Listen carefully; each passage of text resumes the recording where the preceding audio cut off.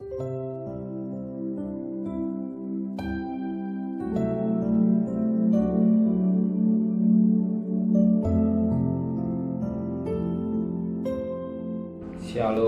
pagi, bersama kedudukan kepala, pejamkan mata sejenak. Bapa yang bersemai dalam kerajaan surga, saat yang terindah jadikan kami Maria rohani yang duduk di kaki-Mu. Kami mengadakan mesbah keluarga, mesbah pribadi. Kami boleh naikkan pujian penyembahan, dan kami rindu untuk mendengarkan renungan firman. Roh Kudus mengurapi kami, sucikan hati dan pikiran kami, sehingga benih firman-Mu menjadi berkat buat kami, mengingatkan, mencelik, dan mendidik kami semua. Dan kami juga boleh naikkan doa syafaat kepada Tuhan. Haleluya. Amin. Shalom pagi. Mari sama-sama kita akan membaca firman Allah Ibrani pasal 12. Ibrani pasal 12 ayat pertama sampai ayat 17. Ibrani pasal 12 ayat pertama sampai 17 saya bagi dua bagian, ayat pertama sampai 8, besok ayat 9 sampai ayat 17. Nasihat supaya bertekun dalam iman. Karena kita mempunyai banyak saksi bagaikan awan yang mengelilingi kita, mari kita menanggalkan semua beban dan dosa yang begitu melintangkan kita, dan berlomba dengan tekun dalam perlombaan yang diwajibkan bagi kita. Marilah kita melakukannya dengan mata yang tertuju kepada Yesus yang memimpin kita dalam iman, dan yang membawa iman kita kepada kesempurnaan, yang dengan mengabaikan kehinaan tekun memikul salib ganti sukacita yang disediakan bagi Dia yang sekarang duduk di sebelah kanan tata Allah. Ingatlah selalu akan Dia yang tekun menanggung batahan yang terhebat itu terhadap dirinya dari pihak orang-orang berdosa, supaya jangan kamu menjadi lemah dan berasa dalam pergumulan kamu melawan dosa. Kamu belum sampai menunjukkan darah, dan sudah lupakah kamu akan nasihat yang berbicara kepada kamu seperti kepada anak-anak? Hai anakku, janganlah anggap enteng didikan Tuhan. Janganlah putus asa apabila kamu diperingatkan Tuhan, karena Tuhan menghajar orang yang dikasihinya. Dia menyesal orang yang diakuinya sebagai anak. Jika kamu harus menanggung ganjaran, Allah memperlakukan kamu seperti anak, di mana terdapat anak yang tidak dihajar oleh ayahnya. Tetapi jika kamu bebas dari ganjaran yang harus diderita setiap orang, maka kamu bukanlah anak, tetapi anak-anak gampang. Puji Tuhan, suatu nasihat firman Allah yang baik buat kita ini.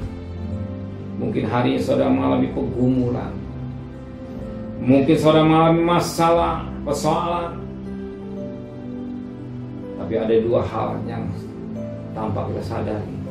Didikan Tuhan oleh karena dosa, dan didikan Tuhan untuk proses. Didikan Tuhan datang oleh karena proses, dan didikan yang Tuhan karena dosa. Kenapa? Sebab Alkitab menulis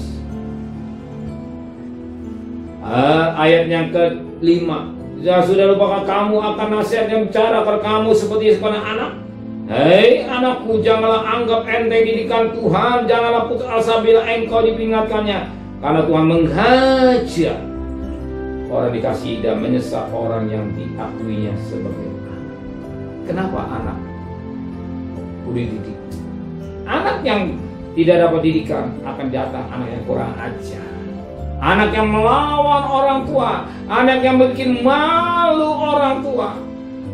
Demikian juga firman Allah berkata dalam Yohanes 1:12, yang percaya disebut anak-anak Allah. Kita menjadi anak-anak Allah. Kita didik, mungkin saudara hari malam didikan Tuhan, supaya tidak mempermalukan.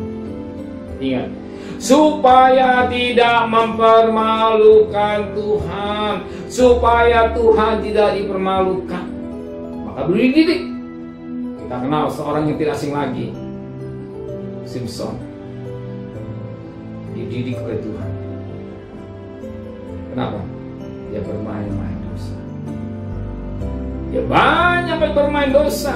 Sebagaimana Hakim-Hakim pasal 16 ayat 1. Ketika lihat perempuan yang gak baik, dia melakukan yang tidak baik. Ketika Simson melihat perempuan sumber, lalu Simson menghampiri wanita sumber. Ingat, jadi urapi Tuhan, jadi pakai Tuhan, tapi kau mau Yesus sudah meninggalkan, menghina, meremehkan Tuhan, dididik. Dan kita lihat pada ayat yang ke-20-21, apa kata firman Tuhan? Katakan, dia tidak tahu roh Allah telah meninggalkan Simson. Simson tidak tahu bahwa roh Allah telah meninggalkan Simson. Dia pikir roh Allah masih ada dalam hidupnya. Roh Allah bekerja. Roh Kudus masih membimbing dia. Roh Kudus memakai dia. Ingat, kalau dia bermain-main dosa, roh Allah meninggalkan Simson. Ayat 21, maka dicelik, dibutakan, dirantai, terjadi dalam begini, hati putar-putar karena dosa. Ini dikatakan. Kenapa? Dosa. Maka betapa penting kita hidup yang sesuai dengan kehendak Tuhan. Jangan main-main dosa dalam hidup kita. Kita mau hidup dalam pimpinan Roh Kudus. Ingat, kita harus hidup dalam pimpinan Roh Kudus. Saya dan saudara harus hidup dalam pimpinan Roh Kudus. Kenapa? Roma 8 ayat 14, anak Allah hidup dalam pimpinan Roh Kudus. Mau atau tidak mau?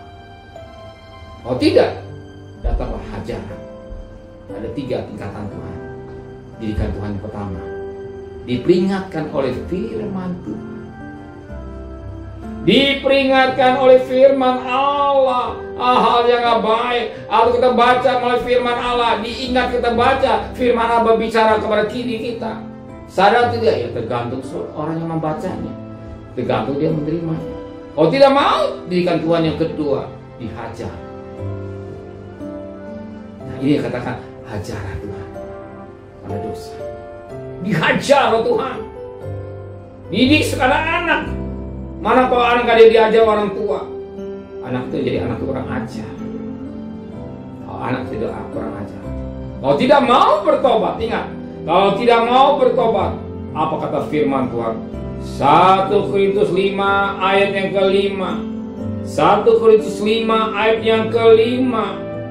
Orang itu harus kita serahkan dalam nama Tuhan Yesus kepada iblis sehingga binasa tubuhnya, agar rohnya diselamatkan. Kita pasang Tuhan biarkan daripada masuk neraka. Ya, kita hidup di akhir-akhir zaman. Kita hidup di akhir-akhir zaman. Maka kembali anak-anak Allah perlu dengar firman Allah. Kalau saudara mengalami didikan Tuhan, sadar, langsung bertobat. Dengan apa? Lewat firman Tuhan. Kalau tidak, ada hajaran Tuhan datang. Sebagaimana Simson saja yang gampang. Dididik. Ya. Kenal yang kedua, Daud. Daud mencintai isi orang, atau isi Uriah. Dia cintai. Oke. Untuk mendapatkan Betseba atau isi Uriah ini, anak suaminya atau Uriah, katakanlah disuruh barisan depan perang mati, dia dapat Betseba. Tapi apa yang dikerjakan oleh Daud? Dosa. Apa yang dikerjakan Daud? Dosa. Siapa Daud? Orang yang dipakai Tuhan, orang yang dipilih Tuhan. Kalau dia bermain-main dosa, hajaran Tuhan tetap berlaku. Dan kita lihat akibatnya Daud sepanjang hidupnya, dia buruk kedadak. Anaknya Absalom menzinai istri Daud. Kenapa? Dosa. Hati-hati hidup ini, jangan main-main. Kita hidup di akhir-akhir zaman. Firman Tuhan sudah digenapi. Wahyu 22:11. Yang jahat semakin jahat, yang cemas semakin cemas, yang kudus semakin kudus. Kalau saudara mau kudus, jika hidup kita jangan, maka pagi hari kita mencari Tuhan dan tidak perlu nasihat firman Tuhan cukup. Nasihat firman Tuhan, jangan sampai hajar, tapi tidak bersyukur pada pagi ini. Jadi diingatkan oleh firman. Amin. Terima kasih Bapa buat firman yang mengingatkan kami, yang mencelik kami, yang mendidik kami, serta pimpin kami semua dengan kekudusan. Roh Kudus membimbing kami semua dalam perkara yang suci dan mulia. Serta perjalanan kami bekerja, berdagang, sekolah, kuliah, pergi dengan selamat, pulang dengan selamat. Segala kebutuhan kami kami percaya kita siapkan buat kami. Berkati Pak Presiden, Wakil Presiden, para Menteri, para Gubernur, para Bupati, para Wali Kota, para camat, para lurah, para RW, para RT, para medis, para napi, para itu, berikan mereka takut. Saudara kekasih, terimalah berkat nikmat dari Allah Bapa, cinta kasih sayang dari Tuhan Yesus Kristus, dan berkat Roh Kudus dari saudara mulai hari ini sampai Maranatha Tuhan Yesus datang. Yang cinta Dia katakan, amin. Tuhan memberkati.